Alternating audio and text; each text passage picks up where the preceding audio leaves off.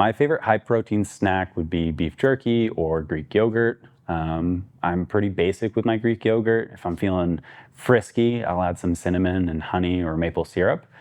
But generally speaking, it's just plain Greek yogurt. One of my most memorable stories was right before I moved to Raleigh this last time.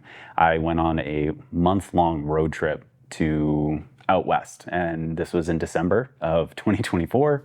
So going to the Northwest in December, it's wintertime, I decided I wanted to camp and hike my way around the Northwest. One night specifically, I was on my way to Bend, Oregon, and I wasn't going to be able to make it that night, so I had to pull over and camp. And what I was doing for camping was dispersed camping. Essentially, there's no facilities there. It's just kind of the empty plot.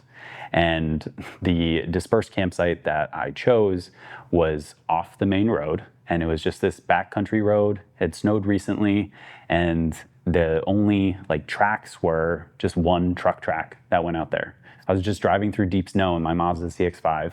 It was like 5 miles out on this country road with just one other truck that had ever been out there. And then once I got to the dispersed campsite, it was just almost like a field.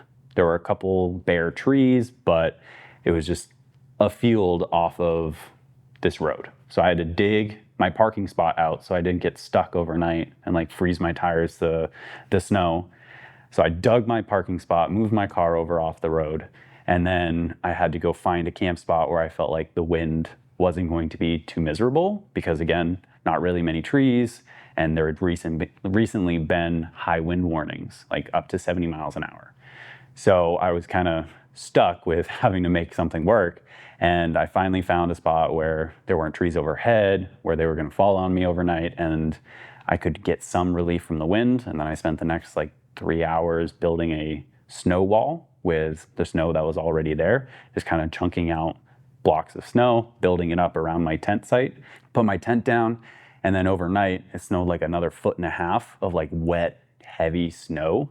And throughout the course of the night, I remember waking up and just kind of having the tent collapsed on my head. So I'd have to brush it off, and went back to bed, and then woke up again sleeping in a tent in a sleeping bag with my dog there, and he was having a great time. Again, this wasn't a maintained road, so it already snowed so much. I just packed all of my stuff up, soaking wet, snow everywhere, and was trying to get my dog and myself into my car and then drive out on this backcountry road with no lights. And I was kind of plowing myself out the road the whole time.